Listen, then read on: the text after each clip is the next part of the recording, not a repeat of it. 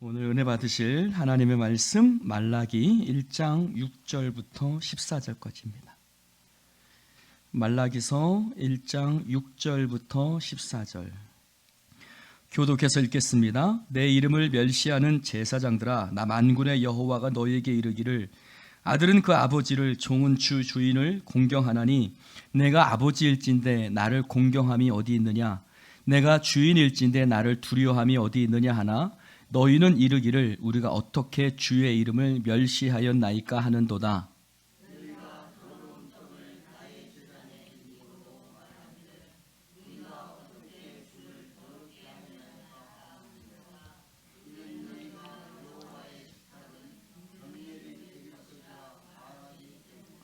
만군의 여호와가 이르노라, 너희가 눈먼 희생 제물을 바치는 것이 어찌 악하지 아니하며 저는 것 병든 것을 드리는 것이 어찌 악하지 아니하냐?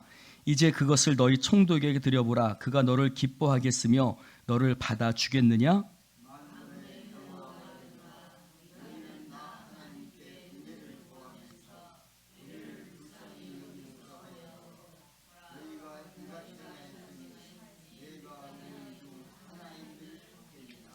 만군의 여호와가 이르노라, 너희가 내 제단 위에 헛되이 불사르지 못하게 하기 위하여 너희 중에 성전문을 닫을 자가 있었으면 좋겠도다.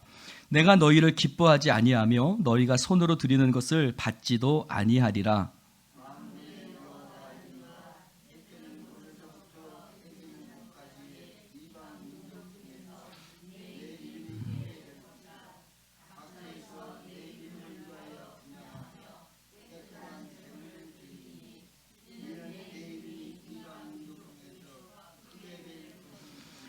그러나 너희는 말하기를 여호와의 식탁은 더러워졌고 그 위에 있는 과일 곧 먹을 것은 경멸이 여길 것이라 하여 내 이름을 더럽히는도다.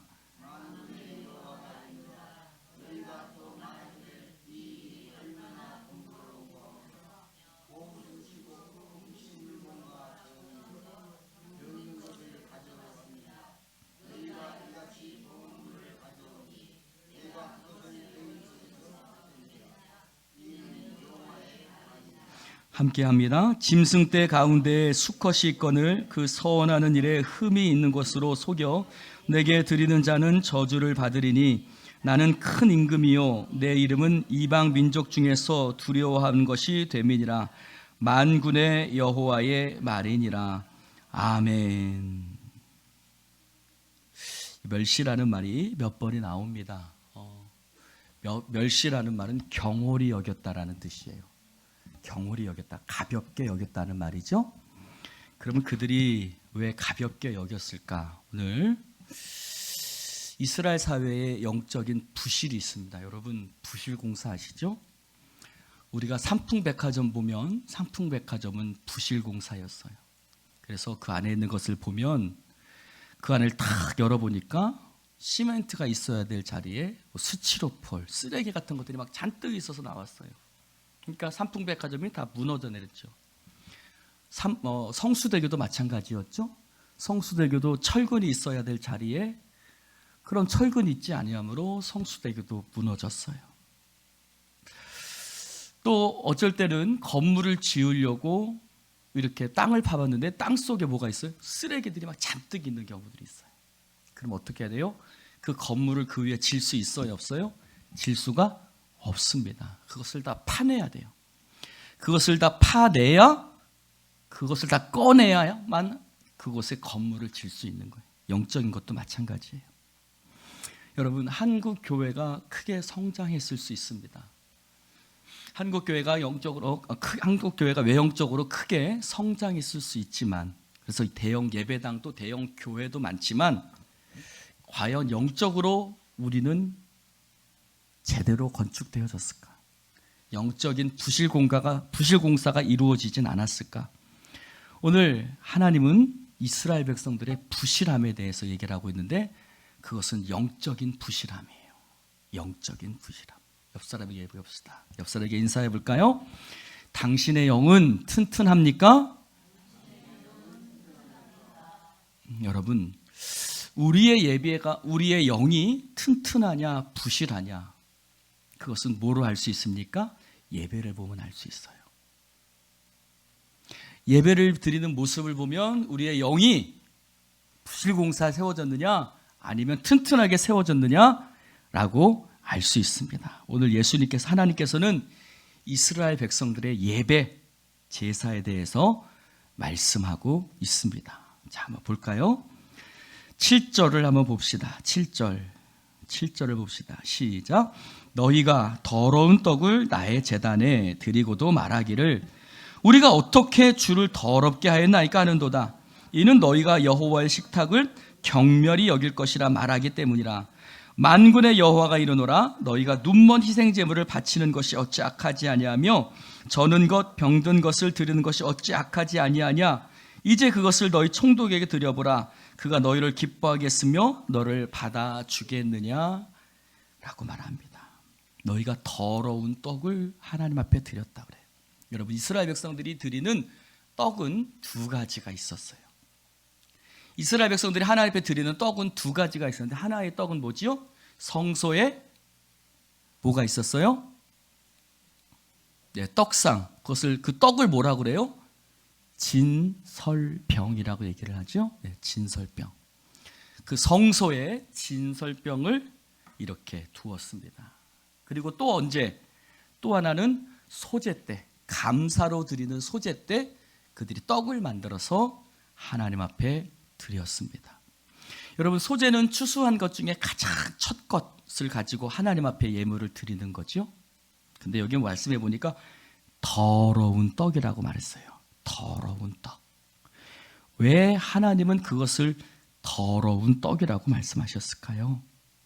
여러분, 그들은 단순히 곰팡이가 생기거나 첫 열매가 아닌 것으로 하나님 앞에 드린 것뿐만이 아니라 이렇게 얘기를 하고 있어요.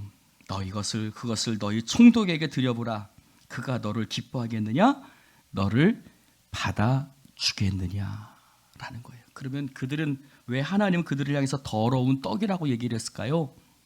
여러분, 제사의 본질적인 의미를 그들이 잃어버렸기 때문이에요. 여러분, 제사의 본질적인 의미가 뭐예요? 자, 저를 보세요. 예배의 본질적인 의미가 뭐예요? 예배의 본질적인 의미가 뭐예요? 여러분, 제사의 본질적인 의미가 떡 개수를 맞추는 게 본질적인 의미예요? 그 진설병을 개수를 맞춰가지고 이렇게 놓는 게 제사의 본질적인 의미입니까? 소제를 드리는데, 하나님 앞에 떡을 드리는데 그 떡 자체가 본질적인 의미예요?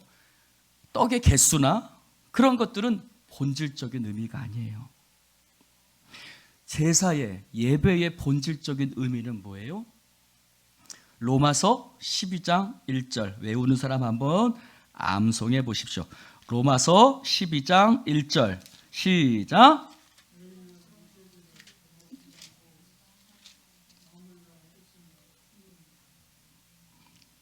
그럼 2절이고요. 그러므로 내가 하나님의 모든 자비하심으로 너희를 권하노니 너희 몸을 하나님이 기뻐하시는 산 제물로 드리라. 이는 너희가 드릴 영적 예배니라. 할렐루야. 내가 하나님의 자비하심으로 너희를 권하노니 너희 몸을 하나님이 기뻐하시는 산 제물로 드리라고 그래요. 여러분, 예배의 본질적인 의미가 뭐예요? 제사의 본질적인 의미가 뭐예요? 여러분, 우리가 시간 맞춰서 예배 드리는 것, 주일날 빼먹지 않고 예배 드리는 것, 그게 본질적인 의미가 아니라 예배의 본질적인 의미, 제사의 본질적인 의미는 뭐예요? 내 자신을 하나님 앞에 드리는 거예요. 할렐루야. 내 삶에 하나님이 왕인 것을 고백하는 거예요. 하나님이 내 삶의 주인이십니다. 하나님 내 삶의 왕이십니다. 하나님 오셔서 나를 다스려 주시고 우리의 삶을 이끌어가 주시옵소서. 하나님의 통치하심, 하나님의 다스리심, 하나님 내 삶에 역사하시는 그 하나님을 나 하나님 없이 안 돼요. 하나님밖에 없어요 라고 고백하는 것이 예배요 제사인 줄로 믿습니다. 그런데 제사장들은요, 그 당시 이스라엘 백성들은요, 예배를, 제사를 하나님과의 거래라고 생각을 하는 거죠. 거래. 그래서 내가 정성을 다하면 하나님이 이렇게 나에게 복을 주실 거예요. 내가 이렇게 예배하고 내가 이렇게 시간을 잘 지키고 내가 이렇게 빼먹지 않으면 하나님이 내게 예배를 통해서 내가 제사를 드릴 때 하나님 앞에 하나님께서 내게 복을 주실 거야 라고 하는 거예요. 근데 문제가 뭐예요?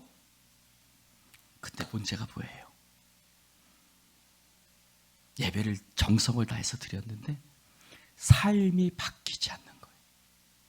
무슨 말이냐면 내 삶에 하나님이 주시는 복이 잘 안 보이는 거예요. 내가 하나님 이만큼 정성을 들이고 내가 하나님 이만큼 예배를 지으면서 막 내가 하나님 열심히 내가 이렇게 해야 되는데 하나님이 주시는 복은 내 삶에 아무것도 보이지 않는 거예요. 여러분, 옛날에 어르신들은 헌금을 드릴 때도 어떻게 했어요? 그 전날 다리미로 막 이렇게 다리고 막 헌금을 했었죠. 그런데 그렇게 하나님 앞에 내가 정성을 들여도 내 삶이 바뀌어지지 않는 거예요. 하나님 내 삶에 하나님 앞에 내가 그래도 하나님 내 삶에 역사하신 하나님이 보이지 않는 거예요. 자, 그래서 이렇게 말씀하시는 거예요. 너희가 더러운 떡을 나의 제단에 드리고도 말하기를 우리가 어떻게 주를 더럽게 하였나이까. 그들은 떡은 드렸을지 몰라요. 떡은 드렸어요. 예배를 드렸어요. 제사는 드렸어요.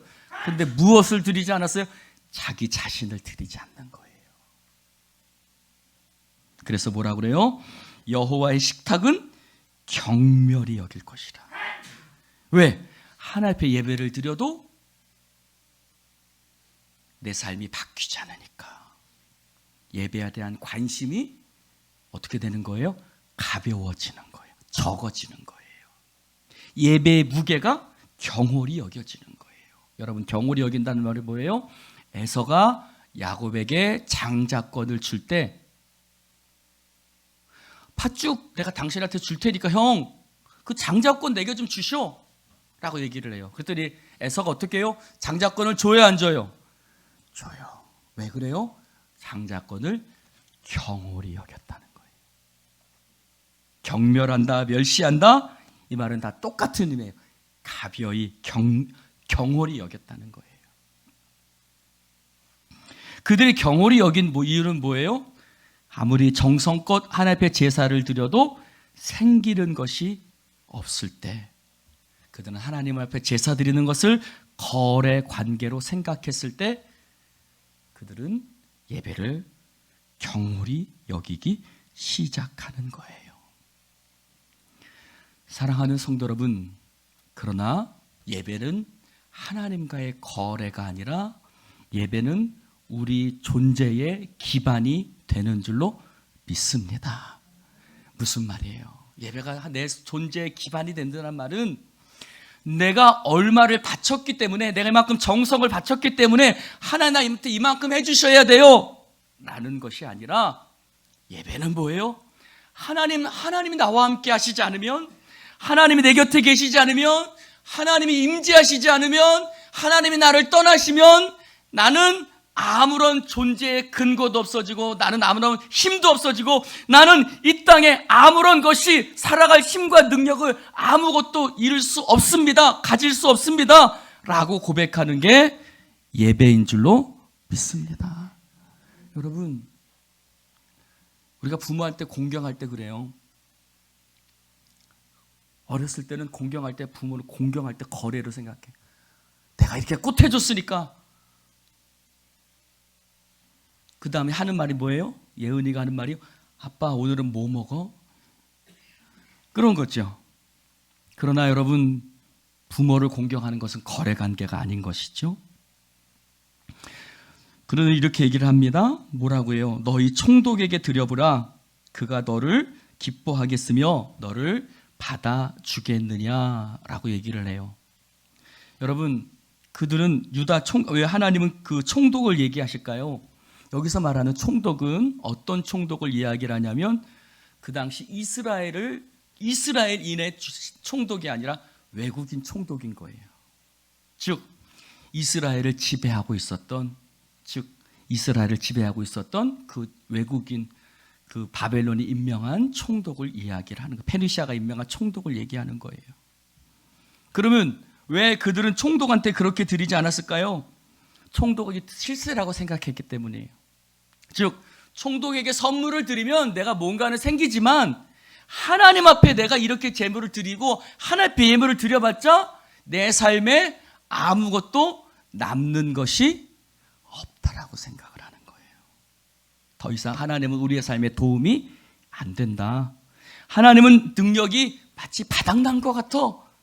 왜 하나님 앞에 제사를 드려도 누가 내 삶에 어떠한 도움이 되어지지 않기 때문입니다. 사랑하는 성도 여러분, 여러분의 예배의 여러분의 삶의 안정성은 어디에 있습니까? 직장입니까? 총독이에요? 아니에요. 어떤 분이 그런 말씀하시잖아요. 만약에 예배 시간에 어디서 1,000만 원을 준다면 여러분 예배 나오겠어요? 1,000만 원 주는 데 가겠어요? 대답 좀 해보셔. 오늘 수요예배 때 거기 가면 1,000만 원 준대요. 동사무소 앞에 가면. 동사무소에 갈래요? 교회에 올래요? 쉽게 대답을 못 하시네. 내 삶의 안정성이 어디 있냐는 거예요. 내 삶의 근원이 어디 있냐는 거예요. 내 삶에 하나님이 얼마나 중요한 분으로 여겨지고 있는가라는 문제예요. 그들은 하나님은 있어도 그만 없어도 그만인 거예요. 내 삶의 기초가 하나님이 아닌 거예요. 뭐가 되는 거예요? 직장이 되는 거예요. 세상이 되는 거예요. 그러나 예배는 뭐예요?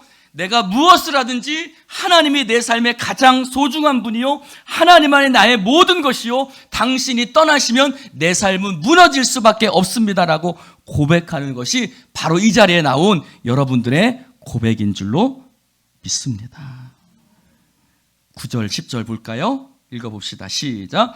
만군의 여호와가 이르노라 너희는 나 하나님께 은혜를 구하면서 우리를 불쌍히 여기소서 하여 보라. 너희가 이같이 행하였으니 내가 너희인 중 하나인들 받겠느냐? 만군의 여호와가 이르노라 너희가 내 제단 위에 헛되이 불사르지 못하게 하기 위하여 너희 중에 성전문을 닫을 자가 있었으면 좋겠도다. 내가 너희를 기뻐하지 아니하며 너희가 손으로 드리는 것을 받지도 아니하리라. 주님은 이렇게 말씀하세요. 9절에 보니까 너희가 그렇게 더러운 떡을 드리면서 나 하나님께 은혜를 구하고 있다. 그러면서 하나님 우리를 불쌍히 여기소서 하면 너희 중 이같이 행하였으니 내가 너희 중 하나인들 받겠느냐? 라고 말씀을 하세요. 야 너희들이 진짜 내 기도에 응답을 받으려면 어떻게 해야 돼요? 너희가 진짜 좋은 것으로 하나님 앞에 내가 가지고 나와야 되지 라고 말씀하시는 거예요. 이것은 무슨 얘기일까요? 진짜 하나님 앞에 좋은 것을 많은 재물을 가지고 나오라는 뜻이 아니에요. 여기서 말하는 것은 하나님과 우리의 사이는 기계적인 관계가 아니라는 거예요.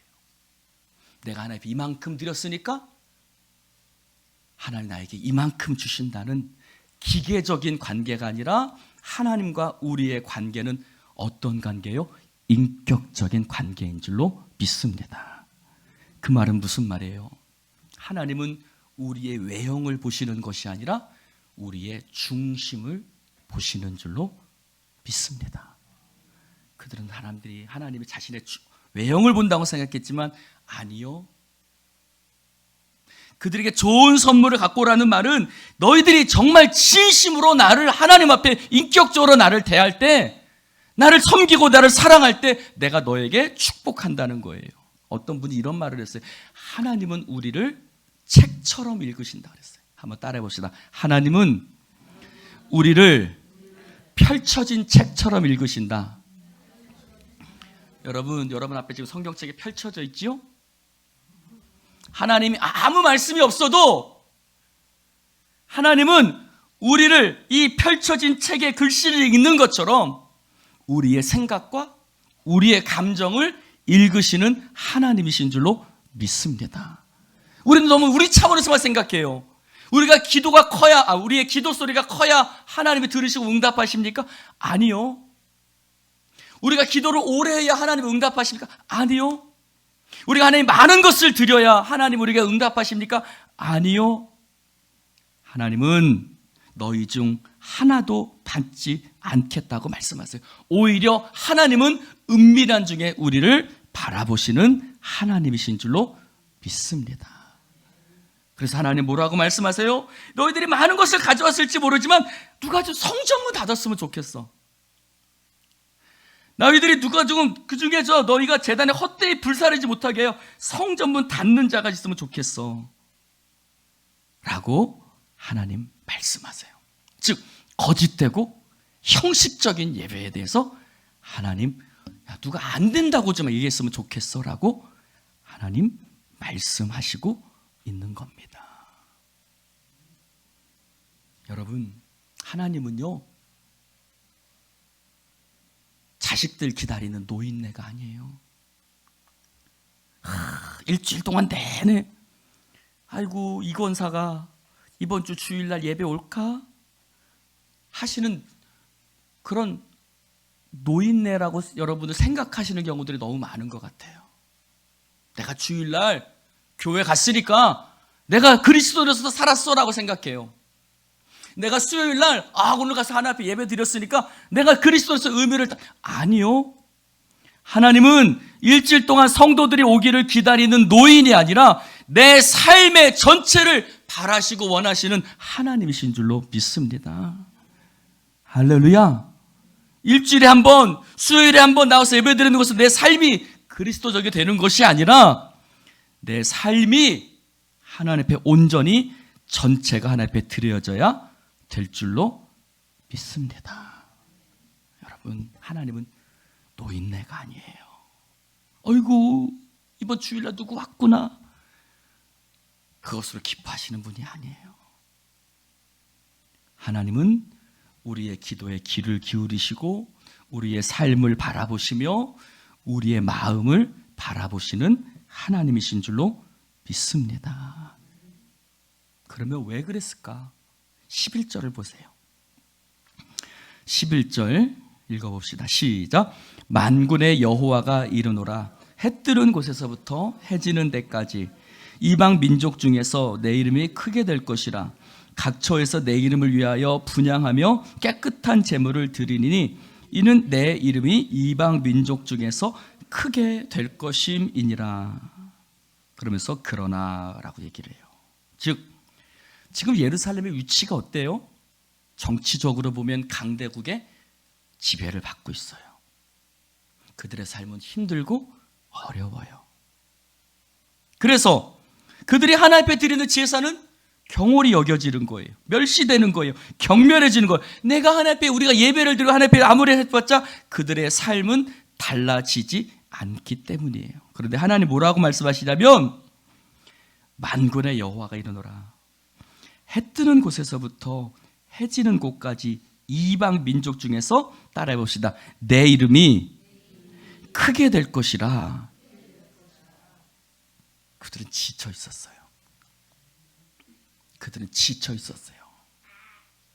여러분, 우리가 고속버스를 타고요, 또는 기차를 타고 어디를 갈 때가 있어요. 어제도 강원도에서 여수를 오는데,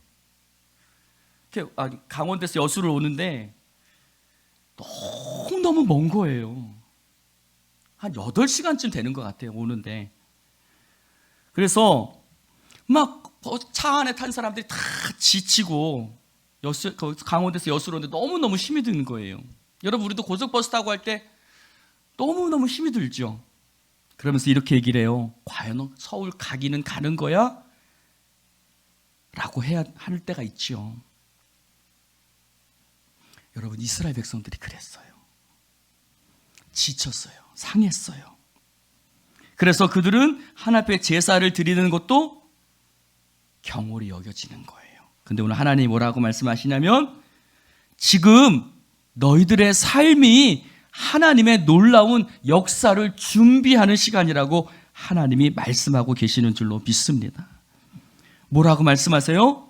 누군가가 소리쳐야 되는 거예요. 곧 서울이야. 곧 서울이야. 곧 얼마 안 남았어 라고 말을 해줘야 되는 거죠. 하나님 뭐라고 말씀하시냐면 내 이름이 이방 민족 중에서 크게 될 것이라고 말씀하세요. 즉 이제 곧 하나님의 놀라운 역사가 너희들을 통해서 이루어질 것이라고 하나님께서 말씀하시고 계시는 거예요. 지치지 마라. 여러분, 모세 예를 한번 들어보세요. 모세 예를 들어보면 모세는 40년을 기다려야만 했어요. 아니, 80년을 기다려야만 했죠. 왕자로서 40년, 그리고 광야에서 40년. 80세가 됐을 때 하나님이 그를 부르셨어요. 하나님, 내가 너를 이스라엘 백성들 가운데 보내겠다고 말씀하셨어요. 그때 모세의 반응이 어땠죠? 알겠습니다, 하나님. 내가 이때를 기다렸습니다, 하나님. 내가 당장 가서 이스라엘 백성들에게 말씀 전하고 그들을 이끌어내겠습니다. 했어요? 아니요. 자신감을 다 잃어버렸어요. 하나님, 나 말고요, 딴 사람 보냈어요. 나는 지금 나이도 많고요. 나는 말하는 것도 어렵고요. 저는 이제 다 힘도 빠진 늙어버린 노인네가 됐는데 나를 통해서 도대체 무슨 일을 하시렵니까?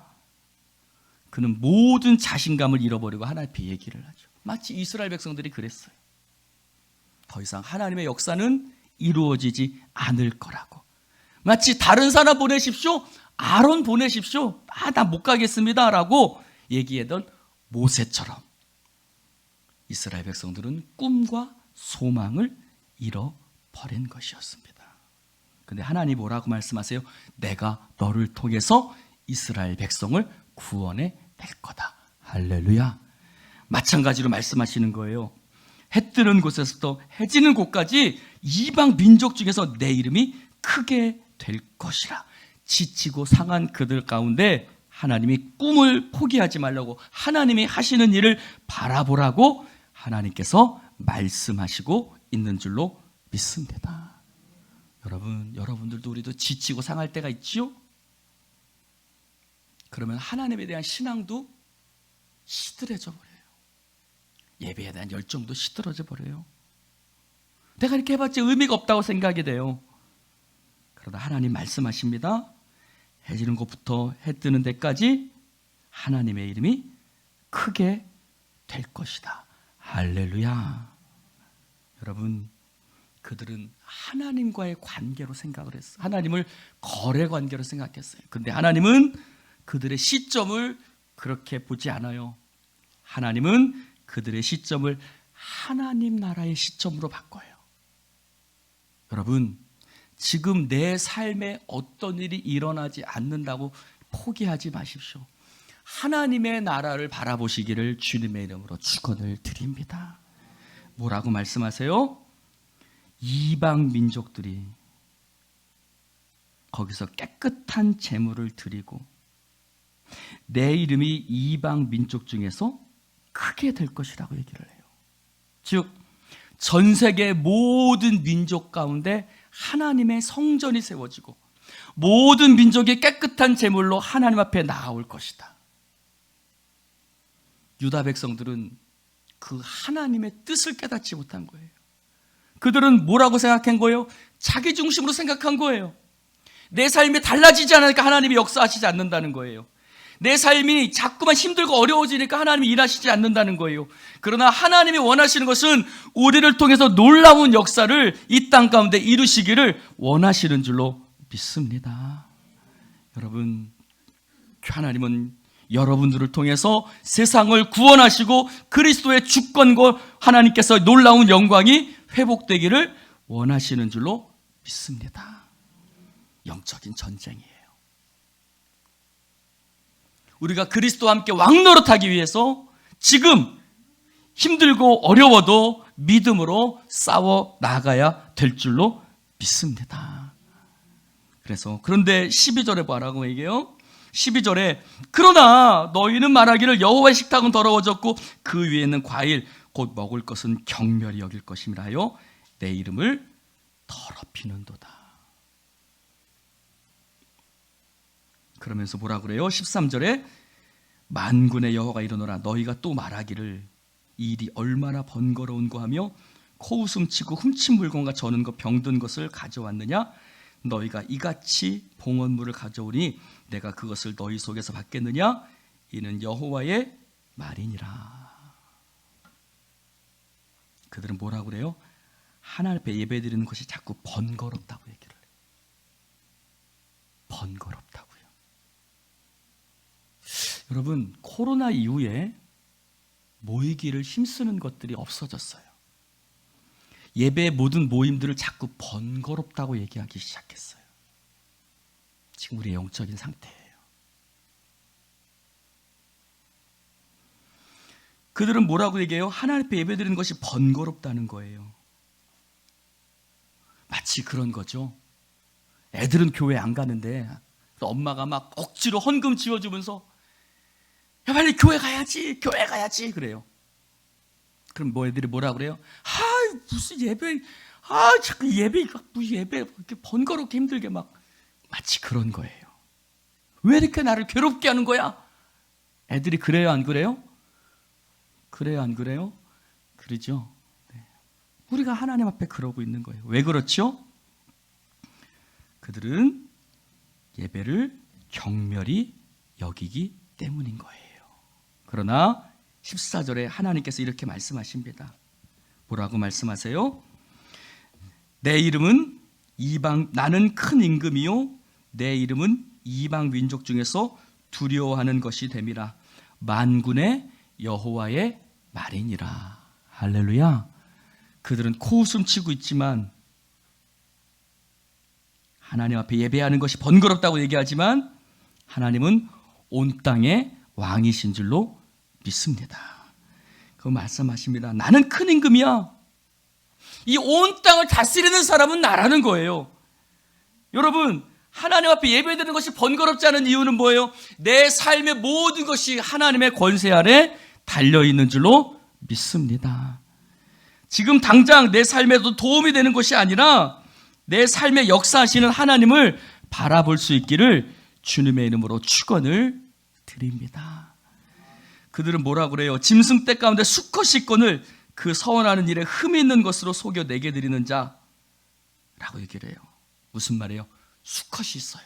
하나님 앞에 흠 없는 수컷으로 드려야 되잖아요. 근데 하나님 앞에 흠 없는 수컷을 준비를 했다가 어떻게 하는 거예요? 막상 하나님 앞에 드리려니까 아깝거든요. 막상 하나님 앞에 드리는 것이 아까운 거예요. 그러니까 어떻게 해요? 흠 있는 것으로 싹 바꿔쳐요.